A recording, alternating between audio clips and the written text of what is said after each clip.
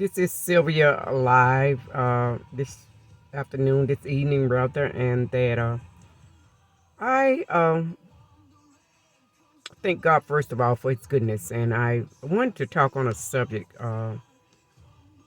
And Yesterday I got a somewhat strange call, and then another person got on the call, and that it kind of awakened me to some of the things that I went through at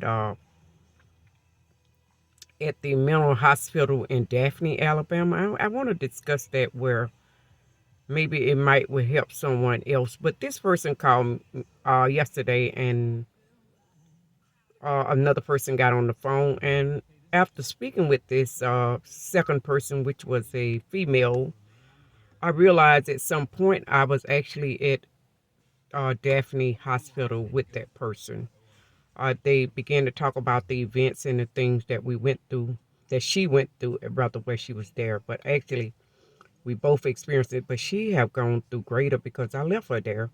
And when I left there, that I was very concerned about the two that I got closer to in there being left in there, left behind. But first of all, I want to say that I got a crumped up charge. I think you heard me talk about it. I was in Bay Minette, Alabama one morning after taking my grandchildren to school, my middle son, Zyron's children to school, and I was stopped by something. I was taking pictures, and I was stopped by two. One was a chef, and I think the other one might have been a. I think both of them was chef to start off with, but one of them was named Officer Herring, and he told me that it was that area was I couldn't take pictures in that area, and it was kind of between the bail bondsman and the actual the bail bondsman, between the bail bondsman place and the back of the jailhouse place. So he said he called me over there, him and this other cop, and I went over there with the sheriff, and he began to tell me again like the restricted areas. I said okay then. But after that, um, the next day, this cop came to my son's house where I was staying with them at the point at that week, maybe a couple of weeks, and he told me to tell my son to call him, and and he left a number or something.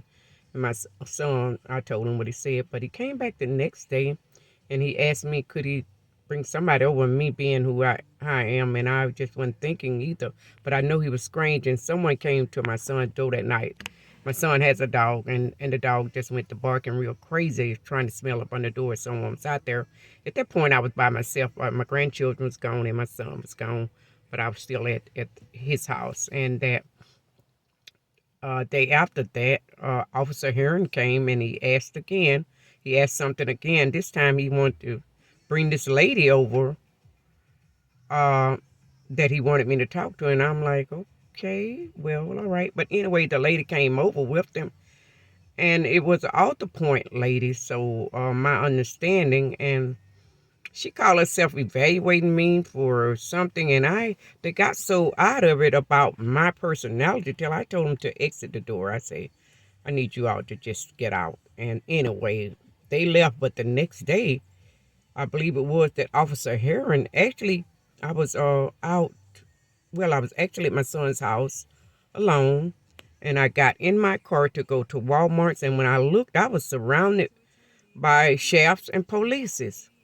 And Officer Heron was leading it, and the man was standing on my car and asked me to get out. One of the cops, a tall black man, and I asked him for what reason. And but anyway, he just told me to just get out, and I got out my car, and they began to handcuff me, leg and feet. And I asked them what had I done.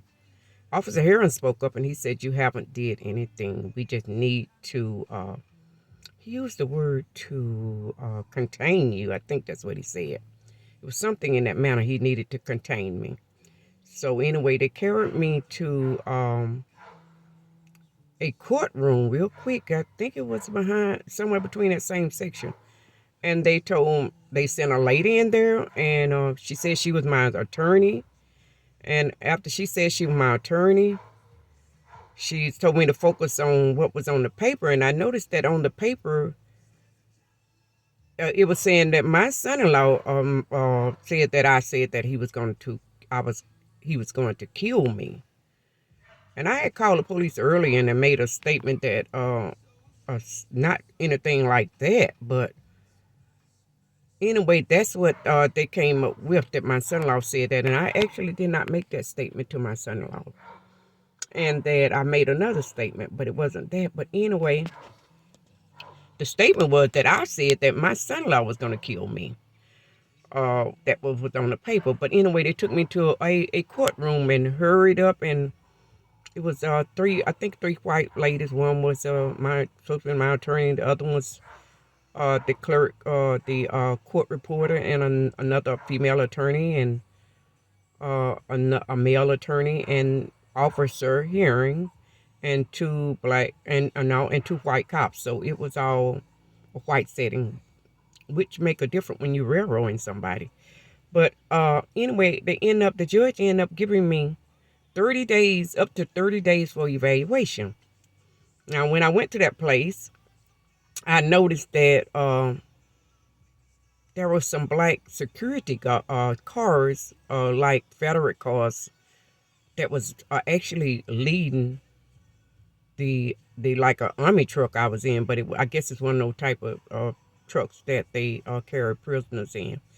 But I noticed peeping out the crack, there was actually two black ones, looked like possibly from Mobile or somewhere, but they was like highly classified trucks that the SUVs that they uh they ride in, like security, like even for the president, those types. It was a security trucks in front of us, SUVs. But anyway, I got at the place and they checked me down and everything. But I'm gonna hurry up. I don't want to be too long here. But anyway, after checking me in the place, and that was in December the 18th, I believe, or 2018 or 2019. But I think it was 2018 December the 18th, 2018. But anyway, when they carried us through the gates, and it was several women also. Well, actually, I was the only woman in that truck, in that tank. But when I got in there was some really high-tech securities in there, big, tall, black guys that was in there that was security, and they kept a close check on me. But anyway, in experiencing in there, I met several clients that had been brought there, with some from the day ahead of me and some before that. And that they was all women's there, except on that side I noticed there was a black guy, very nice looking guy. They did some kind of a medical withdrawal off of him, and it looked like they put some in. They was working on him in the opening until they brought him back to life, looked like. But anyway, this man had been there for a while, so they had him out at their convenience, and so they wanted to awake him. Come to find out, he was a pastor. And they wanted to awake him to try and get me and him to hook up or something. And they wanted us to preach a sermon together. They wanted entertainment, the employees in that hospital. But anyway, there was a Jamaica lady that was out of it. And I noticed in the room that she was at, and looked like the doctors was going up her when I first peeped in on her. And that the lady that called me the other day, she mentioned that what made me know that she was the same lady that I left in there. And they was going up this Jamaica woman, and I was like, Lord, what is they doing? I kind of peeped in there, but they moved back when they saw me peep in there. And then there was another white lady there. She was from Mobile, but she said she was married to an older guy, which was an attorney, but she was very, very young. And he supposedly had came there and visited her with her mother, where she was in there. She did have a visitor, and she said it was her husband. And again, she did mention that he was I think he said he was 70-something and he was an attorney. But meanwhile, they went up this lady, and that I prayed for her, and the Lord fixed it where she did come to herself. She hollered, made a big scream, Jesus, and she came to herself. But anyway, she was, when she finally came to herself and she really, with the coming all the way out, she said, where is my baby? And I was like, what baby? And she said, I got a baby. I got a daughter. And I said, well, how old is your daughter and where did you come from? She said that she was at home at an apartment in I think Gulf Shores or somewhere near there. And that she was talking to her boyfriend last she know, and her and the boyfriend were disagreeing about a situation. And she last thing she knows, she was getting in an ambulance and they brought her baby on there with her. And she said it was something out from what she could tell me that the boyfriend, I believe, did it. But anyway, the baby, when she wake up at the mental hospital, her baby's gone and they don't tell her where her baby's at. And so I got involved in it and I went and asked the lady, I said, do y'all anybody know? I wasn't sure she had, anybody know where her baby's at? Anybody know anything about a child missing? So finally found out that the child was in the system somewhere. But anyway, as I was leaving out this place, they kept these two women, they were supposed to be going home. They kept these two women in there, and they were very sound women like I was, and that's how we connected. And both women's conscious of they eating, they was health oriented, and that we all, one of them, they had to show enough. She was just refusing all of the food because she was so afraid that they was going to poison her, and that the food just was off her thing there, and we had to eat food that we, because they did not do anything. Then they kind of fix some things every now and then, like fruit, and the fruit be stolen by the employees, and it was just really a mess. But these two women was left behind, and I truly feared their lives. And I had called a hotline for abuse of clients, and when I called the hotline, and I told it was actually off the point hotline, and I told the people that answered the hotline that the clients was being mistreated, and that they were we needed some help there. And then about 10 minutes after I'm off the line, I was told by the doctor that they had ordered a forced medication order on me. And if I didn't take the med, that they was going to shoot Herodog into my muscles. That's exactly how they said. They said, you either take it or we're going to shoot Herodog into your muscles. And you're on a forced medication order. These people forced me to take med because I reported abuse in there. Terrible abuse was going on. This man, they awakened out of, I don't know how long that he had been out, but he came out fighting and calling them names and telling them who they were. He was a man, conscious man once he came to himself. And when he came up, he was still fussing him. I guess he went down knowing what they had done to him. And he went to saying, I know y'all. I know what you're doing. And so they really was abusing people so bad. The other lady that was married to the attorney, she said, she went to the door and she looked out and she said, oh my God. She said, there's that room and they're going to get rid of all evidence of us. And I was like, what are you talking about? She said, it's HR. She said, that's where they get rid of people's records and they get rid of them. But I was like, okay, this is crazy what they're talking. But anyway, they start putting me to sleep, putting me medication in me, forcing med. And that was a nurse from Mobile. She was really at it too. They were so glad to see me medicated. And they sent people in that I actually knew of them and knew their family to watch it, where they over medicate me and put med in me. But anyway, this lady and this other lady that called yesterday, that got on the phone with one of my family members and began to tell me about the situation, she had said that she has been trafficked, been given to man after man, forced into homelessness. This lady, I promise you, they were sound women when I left out, but I was fearful for them, and they were too, because they had put them on another medication. And the foreign Muslim doctors, I know that they are sex trafficking through there.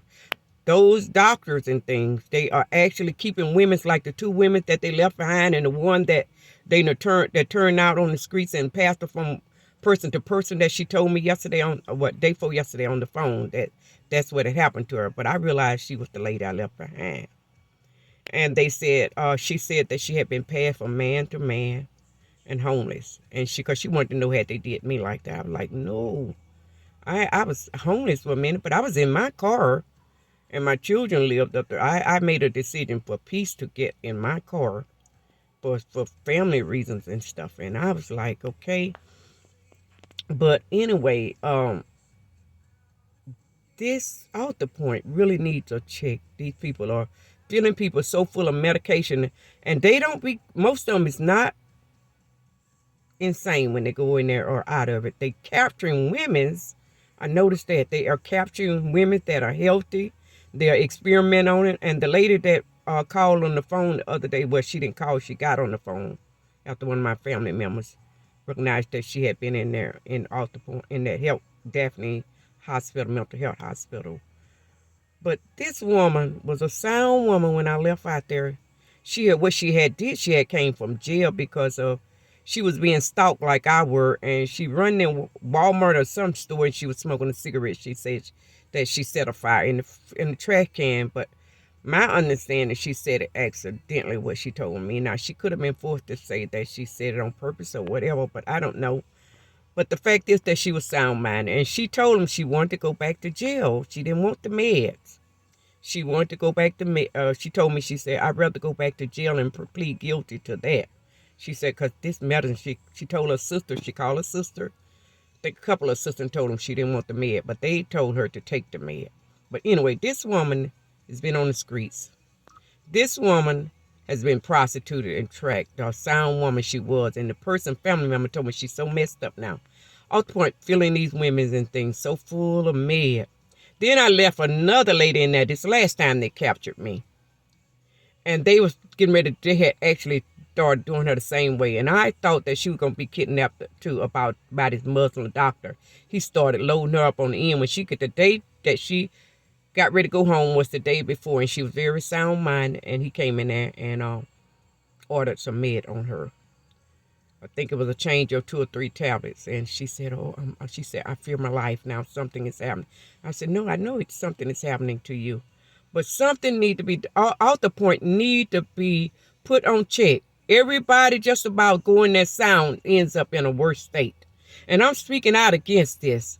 Out the point, I've seen the abuse in there. I've seen the medication on women that came in sound. Then they got women, black women, coming out of jail that sound, and then they take them and fix them up for prostitution, full of med. One lady told me she'd rather be on the streets on drugs than to be in there because she said every time she gets sober, they snatch her up out of grandmother's bed, snatch her up from somewhere and bring her back in there. She said, I was laying at home, helping my grandmother, cooking a meal when they come in and snatch and say her grandmother and said she had been drug free for I don't know how long. She said, but I'd rather be on drugs than to be here. And she said, they do me like this every time I get at a point in my life where I'm melting out and really doing things. She said, they grab me up and they change her meds and put her in there. I've seen the destruction of what Out the Point do with females especially. And then after that, there was no guys on the unit except for this man. This pastor, they tried to fix it with me. But they went and later on they got a guy that he was like about 600 pounds, and they brought him in and made fun, like, I don't know what they was doing with him, but it wasn't right. And he disappeared, and I thought they had killed him. I actually did with all they had going on in there. And then they brought a man that was exercise man trying to entice me with something they wanted to get me into. And then had a Bible, and they said Bible wasn't allowed, but he came in with a Bible and asked me late at night, did I want to read the word? I told him I wouldn't read nothing. I wouldn't read no Bible. I wouldn't read nothing in there right now. But Out the Point got to be put in check, y'all. Somebody in authority's got to do something. Out the Point is really messing up the mind of many. And when I left up out of there, they had already put me on forced meds. But they had to order, whereas, anyway, I was ordered to go to therapy for voluntarily. And I told him I wasn't going voluntarily. But when I got before Judge Dunn in probate court, Judge Dunn had my doctor to get on the stand and lie and said that I was had a personality disorder. And then then the judge got Dr. Dunn to order me therapy without my choice. So, but anyway, I went to therapy until my therapist said, you don't have to come back, that he was transferring into his private practice with a nursing home. and that but I believe that they thought that they was had crippled me and I was gonna be in a nursing home, and that but anyway, doctor um out the point, and definitely hospitals got to be put in check.